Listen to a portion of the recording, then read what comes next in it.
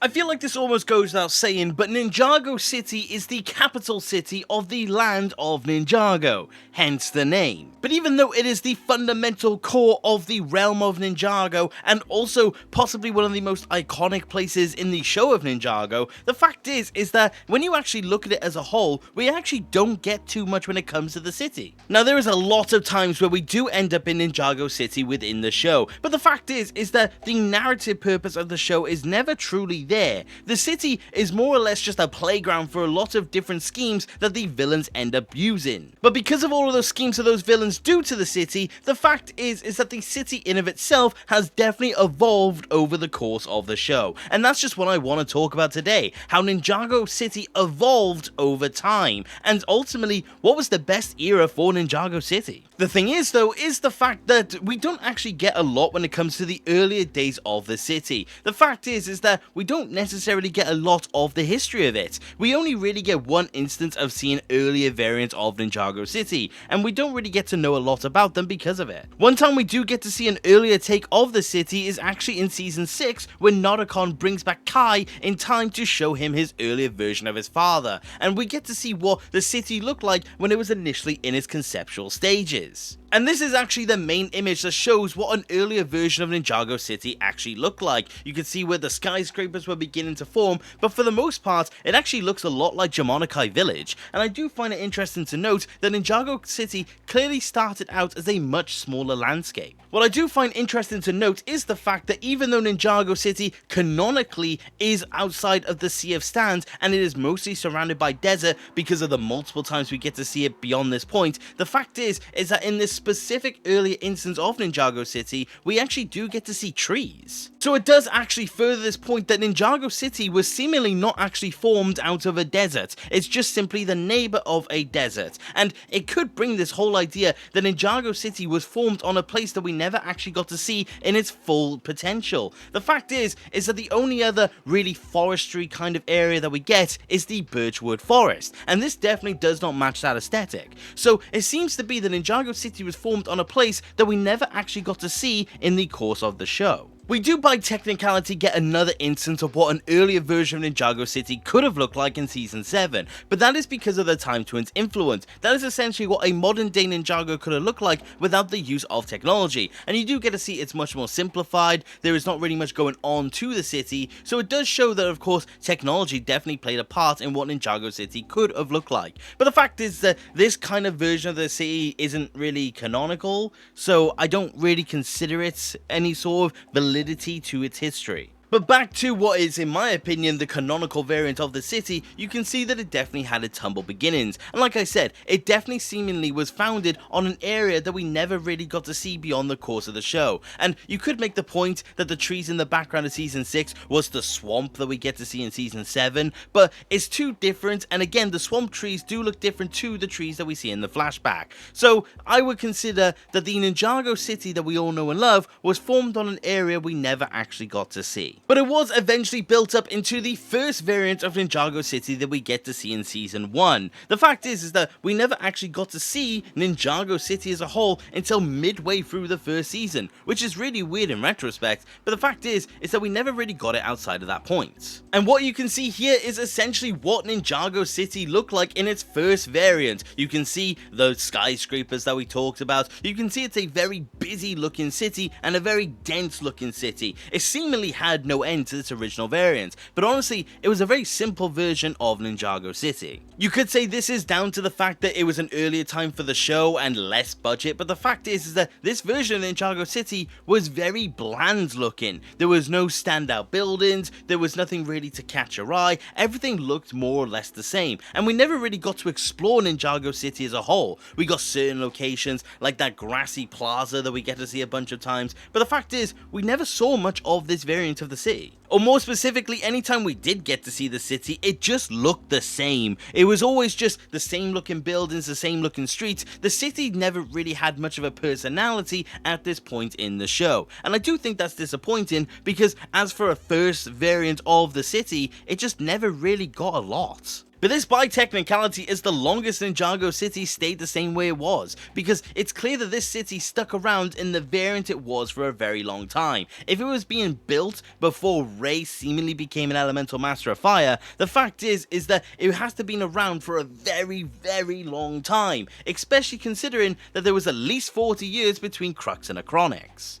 But this city stuck around, like I said, for a fair while. But the fact is that at the end of Season 1, it did get destroyed by the Great Devourer. And we get to see in Season 2, the ninja help with putting the city itself back together. But for the most part, it actually didn't really need too much, and aesthetically speaking, the city never changed after this point. It's fine though, because the ninja restored the city and it was back to normal, and luckily the city stayed nice and intact for a very long time. Wait, is that the Stone Army? Oh no, they're destroying everything. Yeah, this city didn't stick around for too long, because not long after the course of the Great Devourer, the Stone Army turned up and they also destroyed the city. And they very clearly destroyed it a lot better than the Great Devourer ever did, because it was in ruin by the end of Season 2. And that officially marked the end of the first version of Ninjago City. We unfortunately never get to see it again in this version in the show in of itself, apart from 2 flashbacks. We do get to see Harumi in the city, and we also get to see the J flashback in Season 9. But the fact is that this city never decided to come back, and that is because Cyrus Borg was introduced and he decided to give the Ninjago City a technological flair. This essentially introduced the Mark II to the city, and possibly the one that the most people are actually familiar with. Because even though the buildings around it never really got too much, I mean the buildings remained give or take the same, there was more light, there was more colour, but the fact is that the main difference was of course the introduction of the Borg Tower.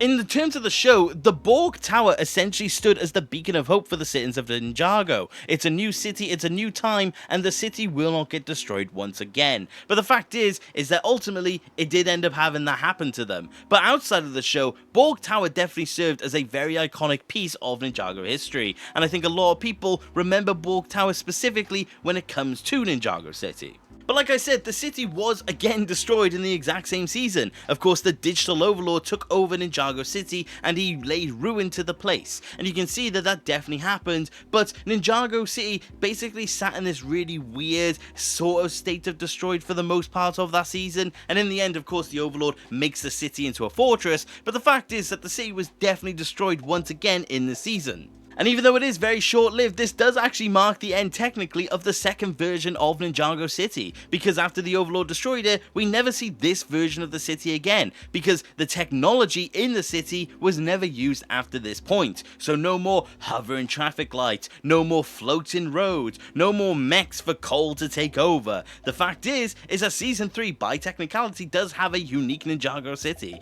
and the fact that it was basically completely destroyed because of the Overlord meant that by account they needed a new one. But this third version of Ninjago City is essentially the second version, just without that technology. You can see the buildings definitely become more defined. I mean, Borg Tower is definitely still a big beacon of hope at this point, but the city started to get a lot more depth. And I do think that was very good, because the city started to feel more unique. We got more areas that we could become more familiar with. For example, we got an almost New York City center with all those big flashy boards at the start of Season 5. We got the streets where we got to see Wu's tea. We got all these different locations, and we just got simply more locations, and it definitely helped serve as a way to give us more of Ninjago City. And I do think this is actually the version of Ninjago City a lot of people love, because this is the one that stuck around for the rest of the classic era of Ninjago. And like I said, I do think it's a very good version of the city, because it was definitely where personality was starting to come more into play. Like I said, the city just simply became more recognizable. You would have much more locations that you could call on that I definitely think were more interesting. I mean, more examples. For example, you had Zane's statue, that whole garden area. You had the museum. You had outside Borg Tower in of itself. There was a lot more cool locations that the ninja did actually go to during this time. And I do think that was very cool to see, and like I said, it was cool to actually have a Ninjago City that stuck around for a while. Of course, it was subject to damage, but for the most part, it actually never got any sort of major damage, because apart from Season 6, where of course the city was literally ripped out from beneath itself, it never really got any sort of big ultra inversion thing happening to it, because for the most part at this point, the big final battles weren't taking place in Ninjago. But I guess around the point of Season 7 you could say there was enough damage done to it because simply there was too much done to the city. Because of course the Vermilion go on a mission to take all the metal that they can, and we do note that they actually end up running out of metal because they have to try and source it from elsewhere. So you could make the argument that Ninjago City was destroyed a little too much in Season 7 because of all the metal that was pulled from the city.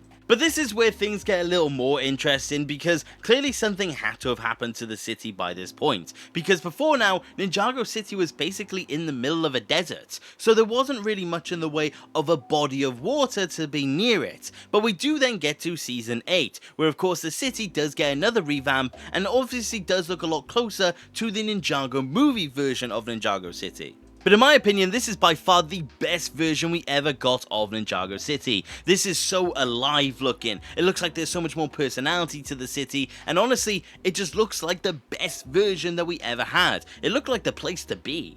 But in the interesting sense, you will note that of course, like I said, there is now officially a body of water by Ninjago City. It's officially become coastal. So, how is this necessarily the case? Because Ninjago City was nowhere near water by this point in time. Like I said, it was in the middle of a desert, which is by all accounts the exact opposite of an ocean. So, there has to be something that happened here. And I think this actually comes down to the same reason why there is suddenly a royal family within the landscape of Ninjago. And of course, we know that when Wu was battling between the Time Twins over the course of time, when Wu backed up into the monastery and it created that crack that ultimately inspired the royal family, I believe it had more than that effect. I believe when Wu and the Time Twins were battling throughout the course of time, of course we know for a fact that they did alter time because of that, and we know the royal family came to be because of that. So what if that was not the only byproduct of that fight? What if the introduction of the royal family also somehow changed the location of Ninjago City,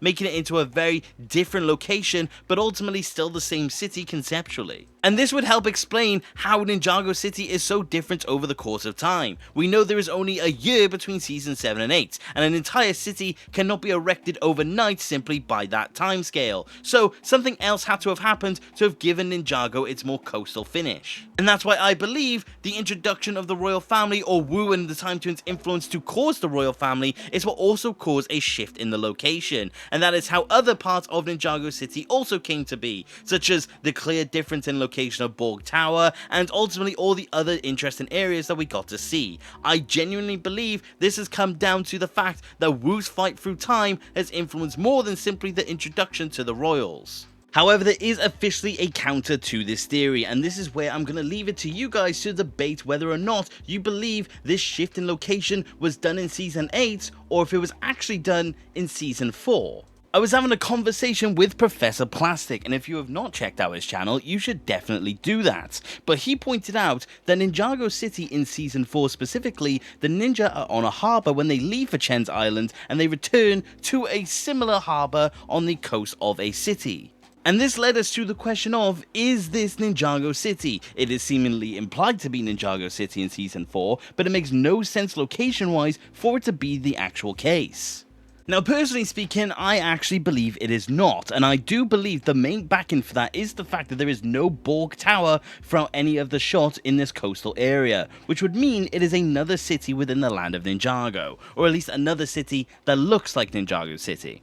We went back and forth on this for a while. Honestly, Plastic had some fantastic points, and he has somewhat convinced me that this may be Ninjago City, but the fact is, there is definitely no Borg Tower in the background of the city in question. So I honestly personally believe my theory still stands, but I definitely see where Plastic came from. So this is where I will pass this off as a little mini thing for you guys. Do you think in Season 4 the ninja left and came back through the Ninjago City port? And do you believe that Ninjago City had a harbour much longer before we officially got to see it in Season 8? Honestly, you could go either way. And thank you, Professor Plastic, for pointing that out. Definitely go check him out. But theory aside, like I said, think this is the best version of Ninjago City. There are much more locations that we got to see. We have an almost city center where we also see the foot of Borg Tower. We have the canals, we have the harbor. We have all these interesting and fantastic looking locations. This is definitely the best time for Ninjago because it definitely looks the most alive. The thing is that this location, like I said, also did stick around for a very long time as well. Of course, the city does get destroyed here and there. I mean, Garmadon does destroy the city, but the fact is that they actually bring it back to the original version that we keep seeing from this point onwards. And I do think it's interesting to note that they were clearly somewhat content with this version of Ninjago City because we never see a major overhaul after this point. Because like I said, we never see Ninjago City have a major overhaul after this point in time. It seems to be some minor differences after the point of WildBrain coming in as the animation studio, but the fact is that fundamentally it is clearly the same version of Ninjago that we all know and love. We still see all the same locations, we still see all the same areas, we only ever get to see the city expanded on. And I will say, the city definitely does have the most personality by this point. And I do think it's interesting to note that, like I said, there was just no more major overhauls after now. It's not like the city never got destroyed. It got flooded, it got crystallized, it got all those different things happen to it, but simply put, they just kept it to how it was. And I do think that's the ultimate point. It does seem to be that Ninjago City continued to evolve to a point where they were mostly content with the city. And I do think this version of the city does demonstrate that, because you can see there are large scaling buildings, there is a nice water side, there are so many interesting monuments, so much historical relevance. I do think this by far is the most evolved and the most completed version of Ninjago City. And I think within universe, I think the people who makes the city actually acknowledge that fact. Because it does remain the same throughout the course of the WildBrain era, and this version does stick around, I guess, until the merge, because we do know, of course, the merge does have an effect on Ninjago City. But not too much, because the center of the city clearly does remain the same. It's mainly the areas around it that actually cause a difference. I mean, we end up getting, for example, the crossroads, but that is ultimately just a suburb of Ninjago City, so the city as a whole never actually changed, and I do think that's interesting to realize. But I guess you could say that as of the point of the merge, this is a new version of Ninjago City, because, like I said, the crossroad being a suburb does really let the city itself just continue to evolve. I mean, the image on screen right now, you can see that Ninjago City is very clearly still the city we all know and love, it's just the outskirts of it is just definitely expanded out. But interestingly, in this post-merge world, this is actually all we really get when it comes to Ninjago. The fact is that Ninjago City has not really been covered on much as of the point of Dragon's Rising. And that is because, well, there's just simply too many other locations that we now get to look through. I mean, the world of Ninjago, or the show of Ninjago, has continuously expanded now, and every single season we get to see somewhere new. And I think because of that, Ninjago City has simply gone by the wayside. But it is still the Ninjago City we know and love, and we can see that by the brief interactions we have had with this version of the Merged City, because in the start of Season 2, we do get to see the ninja have a brief battle with the mechanic, and we can see that the city is literally the same. But that does lead me to a final question. Like I said, when it comes to Dragon's Rising, we have not really seen Ninjago City as a whole. I mean, like I said, we've had brief encounters with it, but the fact is that we never actually get to see a full-on set piece with Ninjago City. So it does beg the question of, will we actually get to see Ninjago City in Dragon's Rising ever again? Because like I said, with the continuously evolving world and all the new locations we can explore, it does beg the question of, do they want to return to Ninjago City, a place we're very familiar with, when they could give us a brand new location and show off a whole load of new elements? I mean, the simple answer to that question is yes. Of course, they will want to return to Ninjago City because it is way too prevalent to just go by the wayside when it comes to Ninjago. I just simply think they're having way too much fun showing us all these new locations within the new lands. The long answer though is, I believe it will return one day, but I just think it will be a very long time for that to happen. Because I think with Ninjago City, it will continue to be the standout, it will continue to be the catching part of the land, but at the same time, there are so many things that they could do instead that I think they just simply prefer the idea of. So I think one day there will be a reason for the ninja to go into the city, and I do think a villain will eventually try to take over the city once again. Do I think we'll ever get a brand new version of Ninjago like we've had multiple times already? No. I just think Ninjago City has had way too many redesigns by this point, and I think they're quite content with what we already have. So I think if Ninjago City ever gets destroyed again like we've seen already, I don't think we'll ever get another major overhaul. But I simply think one day they will return to the city, but I just don't think it will be anytime soon. I just think Dragon's Rising has presented way too many opportunities when it comes to outside of that city, and I think they simply want to explore that instead. But Ninjago City is a fantastic location with so much lore, so much history, and so many interesting designs. And like I said, I've shown you all of these variants, and I have theorized how we have gotten to this point, because like I said, some of these don't really make too much sense unless you have a theory to go alongside with it. But I do think at an overall, Ninjago City is one of the best locations in Ninjago, and definitely one of the more memorable ones. We have had many amazing battles over the course of Ninjago's history in that city, and I think it will hold a very special place in everyone's hearts. But what is your favourite version of Ninjago City? Do you prefer the more simplified variant that we got to see the Great Devourer and the Stone Army run through, or do you like the more technological variant in Season 3? Or maybe you may even like the less technological but the more modernised version of the city from Season 4 through till Season 7. Or on the other hand, you can maybe even like the more movie-fied version, the one that we got to see for a very long time and definitely gave a brand new aesthetic to the show. Or perhaps you're more of a modern feeling Ninjago fan. Maybe you like the more evolved version or the more modernized version that we got in the late era of the Wild Brain era, or maybe even the Dragon's Rising version that we have briefly seen throughout the course of the new show. Like I said, they're all fantastic in their own way, and we definitely get to see the city comfortably evolve from the first version to the most recent version. I think it's very obvious to say that the city never really regressed, apart from, like I said, the technological aspect. But there's a story reason for that to have happened. But like I said, let me know which is your favourite version, because I would love to know. Personally speaking, I love the Oni Trilogy variant. Of course, that does then evolve into the Wild Brain version, but specifically the Oni Trilogy version that we got to see, I really do like, and it's definitely the best version of the city, in my opinion. But that is about it for today, you guys, and thank you very much for watching, and are there any other Ninjago locations you would like to know the history of? But like I said, that is about it, and take care. Okay, bye!